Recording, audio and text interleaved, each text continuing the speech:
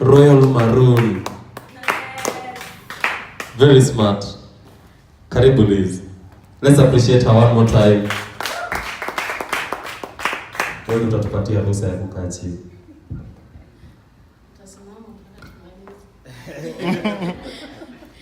Wow, praise Jesus. Amen. Praise Jesus again. Amen. Wow, I'm humbled to have you in the house. And to have God in the house. Amen. To speak to you today. Wow. Let's have a seat. We will stand later. Bwana asifiwe. Amen.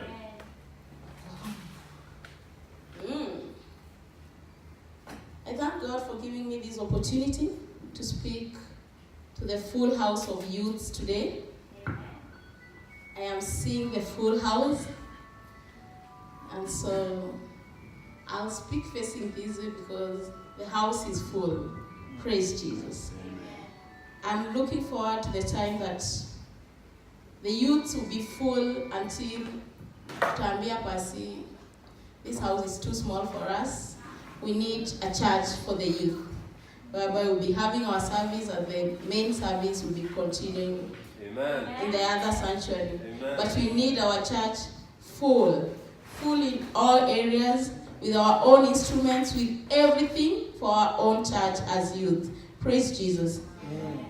Wow. Hallelujah. Today God has a word for us youth, for us all.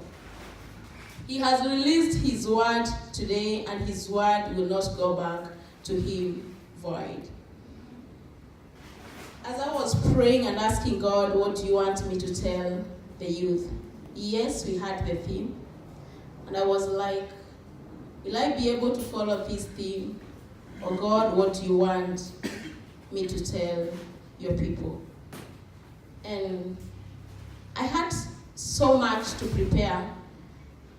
But come morning, God told me, this is the word I am sending. And so the much I had prepared, maybe he'll give me another time. But today, he has sent his word to his people today. Praise Jesus. Amen. We're going to read his word from Judges 16. Now I pray there is someone with a Kiswahili Bible to help me read. Judges 16. Israel, uko na Biblia ya Swahili? Judges 16, verse 1. Read, I'll tell you where to stop.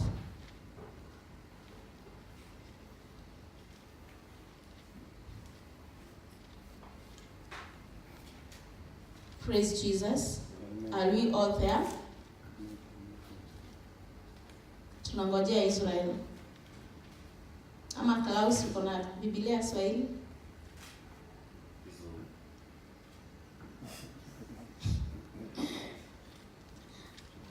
Wow.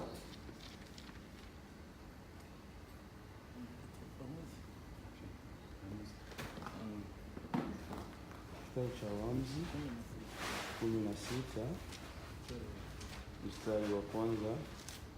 Neno la Mungu linasema hivi, tunasoma katika jina la Yesu Kristo. Amen. Amen.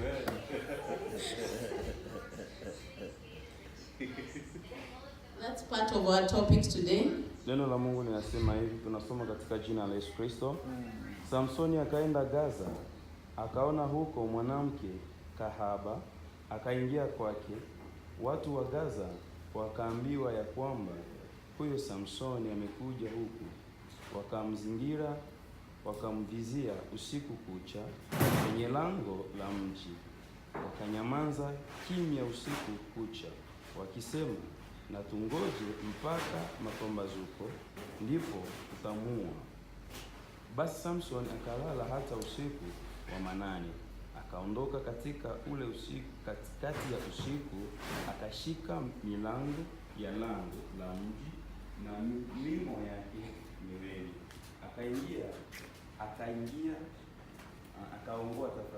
Akaongoa pamoja na komeo lake, akajitwika mabegani, akavichukua walikuwa hata kilele cha mlima ule unaokabili Hebroni. Ikawa baada ya hayo akampenda mwanamke mmoja katika bonde la Soreki, jina lake akiitwa Delila.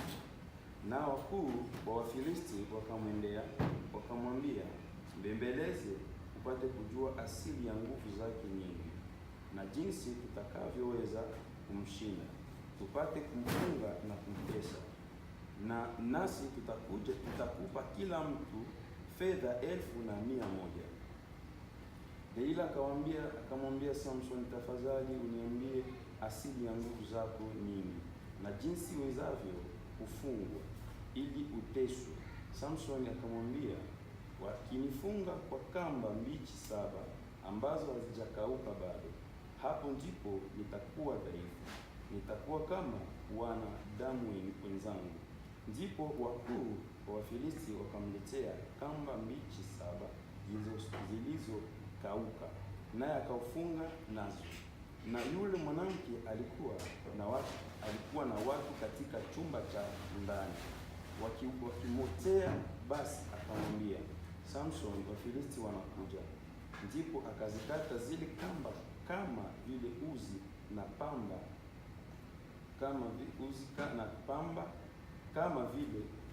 kama vile akatavyo ukingwa na mto. Na basi hiyo asili ya nguvu zake hazikujulikana.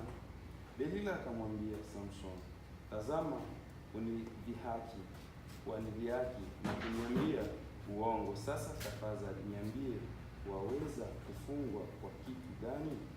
Akamwambia, wakinifunga tu kwa kamba mpya ambazo mtu hakufanya kazi nazo, hapo ndipo nitakuwa zaidi, nitakuwa kama mwanadamu mwenzangu. Basi Delila akatoa kamba mpya akamfunga nazo, akamwambia, Wafilisti wanakuja.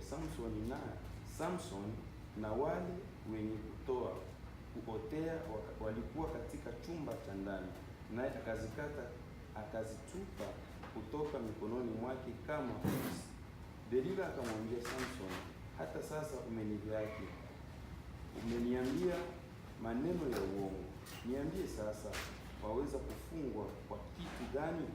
Akamwambia, ukivifuma hivi vishungi 7 vya nywele zangu za kichwa changu katika mtende wa nguo. Basi akazifunga kwa msumari. Akamwambia Samson, Wafilisti wanakujia. Naye akaamka usingizi, akaongoa ule msumari na ule mtende. Mwanamke akamwambia, wawezaje kusema nakupenda na moyo wako hauko pamoja nami? Praise Jesus. Amen. Tatufikia hapo. Tunasoma kuhusu Samsoni na vile alifika mahali panaitwa Gaza, kisha akapatana na mwanamke ambaye alimpenda na akamfanyia tricks za kutaka kumnyang'anya nguvu zake, kwa sababu alijua Samsoni ni nani. Bwana asifiwe. Somo tutakaloenda kusoma leo, tunaenda kusoma kuhusu Gaza. Nini kinafanyika Gaza? Nini kinatupeleka Gaza? Na ni maumivu gani ama ni matokeo gani tutapata tutakapofika Gaza? Bwana asifiwe.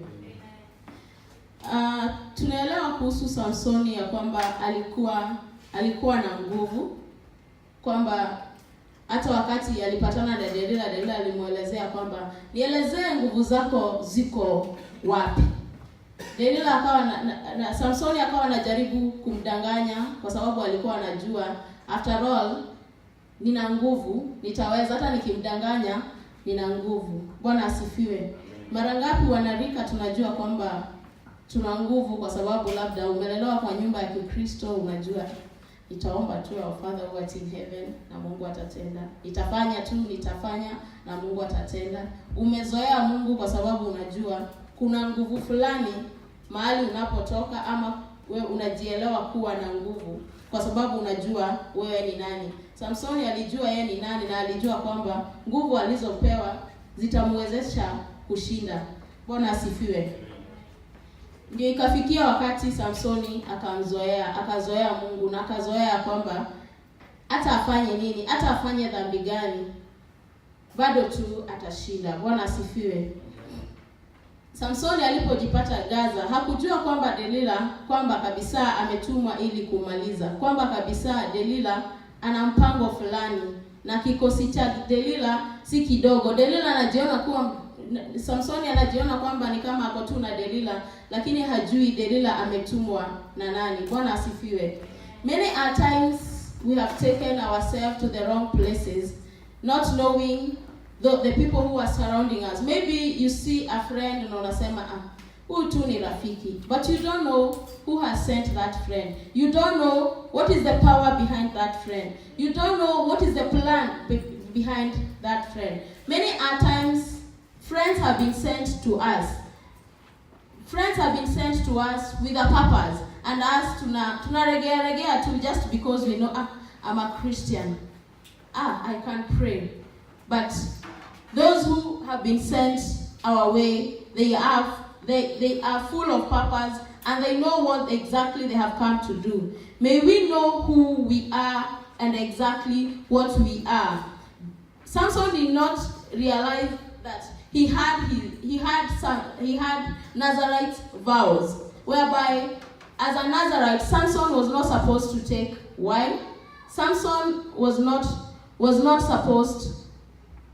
supposed to obey his parents, but Samson disobeyed his parents. Samson was told by his parents, don't go and marry Timnah. Don't go and get a wife from Timnah. But Samson disobeyed. Many times we have heard from our parents, we have heard from our spiritual parents, but we are like, ananiambia hivi kwa sababu yeye ashazeeka, siwache hata mimi nijienjoy kidogo. Let us obey our parents. When they are saying, they know what they are saying. They have seen ahead. Yes, we might tunaweza ona kama si ni digital, tuone kama sisi tunajua sana kualiko. But the truth is, wanaweza kaa wazee, wanaweza kaa kutoelewa, but the truth is wazazi wetu wanaelewa. So wakati wanatuambia don't do this, please obey. Praise Jesus. Samson disobeyed, and that is why he was taken captive at Gaza. Praise Jesus. As we read the story of Samson, we are told that alipofika Gaza, alilala. Usingizi ulikuwa mtamu. Praise Jesus.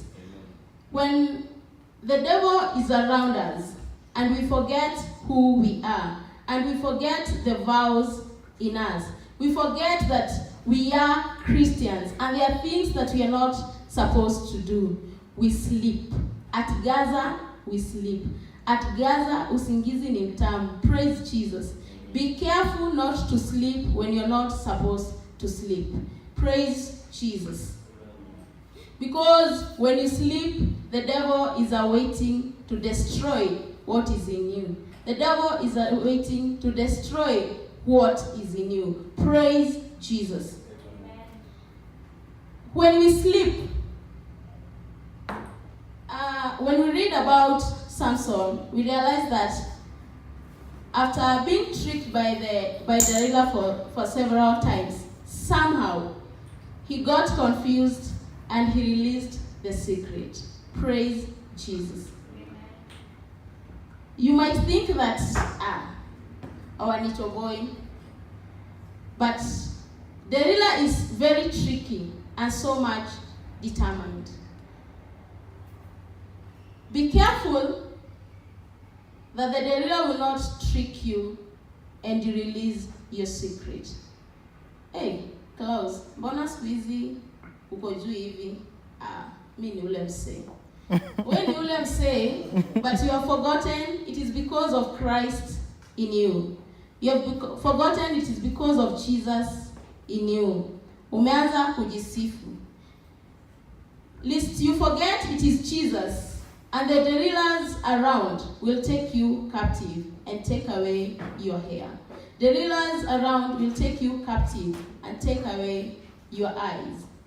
The moment your hair will be normal, then your strength will be normal. The moment Christ in you will be defiled, then ule msee hataonekana tena. Praise Jesus.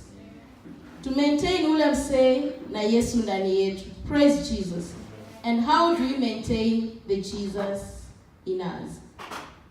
When I was reading the story of Samson, I don't recall in the whole scenario, akienda kuua with a jaw of a donkey, akikata hizo makamba, akiinua hata hiyo gate. I don't remember at any time that Samson prayed. Praise Jesus. When prayer lacks in us, then we cannot maintain the Jesus in us. Jesus cannot stay in us if we are not prayerful. Praise Jesus. So, when do you pray and how do you pray? Praise Jesus. When do you pray and how do you pray? We read Judges 16, that 1. Judges 16, 30 to that 1. It says, and shouted, let me die with the Philistines. He pushed with all his might, and the building fell down on the five kings. And every else, Samson killed more people at his death than he had killed during his life. Praise Jesus. After all that happened, and Delilah tricked Samson and took away his hair and allowed the eyes to be plucked, and he could see no more, and the strength was no more. He was put into prison, and he was punished. Most are times that because we have forgotten who we are and the vows of Christianity in us, we have been put to the prisons of life. Praise Jesus. And we have been caused to suffer. We have been caused to go through a lot. And these marks that we have been caused to go through have made us to forget that we can pray, and we can pray a right prayer. Praise Jesus. Yes, Delilah allowed the hair to go away and the eyes to be plucked, but the head was still there. Praise Jesus. And the hair was still regrowing. When Samson realized that strength is coming back, he knew now it's time to pray. But oh, unto him, he prayed a wrong prayer. How did he pray? He prayed this prayer. Let me die with the Philistine. He pushed with all his might, and the building fell on the 5 kings, and everyone else. Samson killed more people at his death than he had killed during his death. When you realize that now there is power, yes, you have gone through all that, you have sinned, and now Jesus has forgiven you. You have now come back. What kind of a prayer do you pray? Samson prayed a wrong prayer. He prayed, let me die with many than I had killed there before. Oh, unto him, had he realized that the same God who had regrown the hair on his head is able to restore him back and to make him to be greater and to save his generation that he had not saved there before, and to restore those that he had not restored there before. Praise Jesus. How he would have prayed to the same God with the same power, that God restore me and give me more strength to restore the Israelites that I was supposed to restore. Praise Jesus. When you get into Gaza, you get confused, and you forget who you are, and you forget who is your God. Praise Jesus. How we pray today that once we are forgiven our sins, we will realize who we are, and we will not forget who we are, and we will pray the right prayer. Praise Jesus. We will no longer be confused once we are restored. Praise Jesus. So, what do we learn from the lesson? What do we learn from the whole story of Samson and Delilah? We are called to live a holy life as Nazarites. We are required not to drink wine. We must stay away from grape of wines. We must stay away from the wrong praises. We must stay away from all the wrong things as we are taught by our pastors, as we are taught by our ministers. We must stay away from all the wrong things. As Christians, we have a higher calling. As Christians,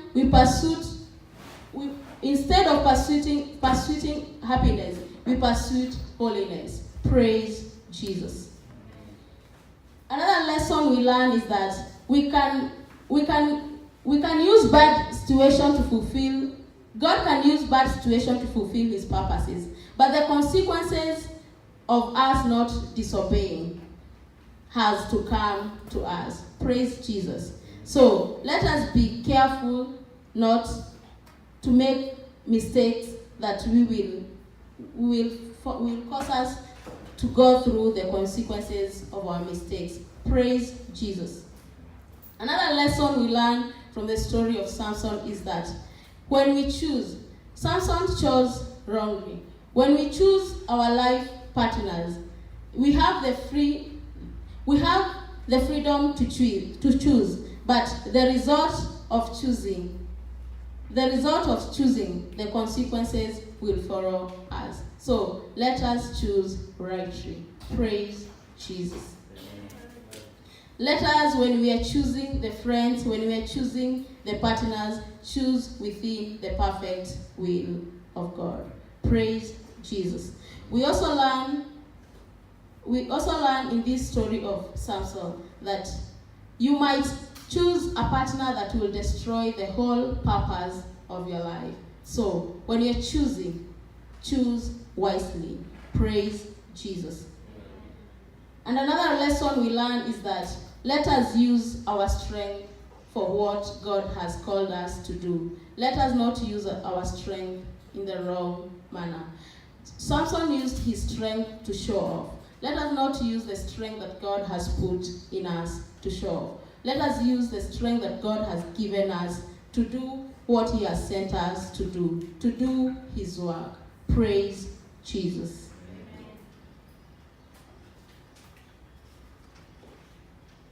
So, today, let us be careful not to find ourselves in Gaza and lose our purpose. Praise Jesus. Let us be careful not to be in Gaza and get confused and lose our purpose. Praise Jesus. Today,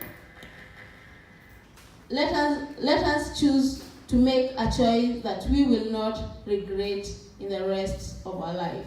Samson regretted. Samson regretted that he was sent to deliver the Israelites, but instead he lost it.